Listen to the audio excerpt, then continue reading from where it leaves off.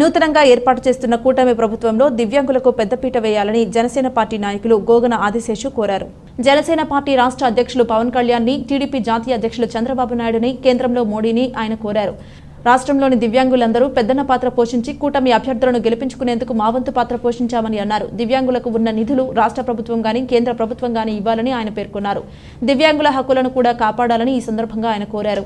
మనం ఒక రాష్ట్రంలో మరి కూటమి ప్రభుత్వం బీజేపీ, టీడీపీ, జనసేన ముగ్గురు కలిసి కూడా ఒక మంచి ప్రభుత్వాన్ని స్థాపించుకుంటూ ఉన్నాం.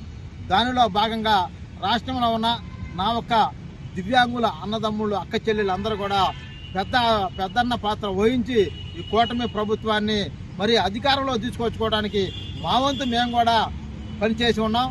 మమ్మల్ని కూడా రాష్ట్ర ప్రభుత్వం, కేంద్ర ప్రభుత్వం దివ్యాంగులను గుర్తించి దివ్యాంగుల ఒక హక్కులను మరి కాపాడాలి.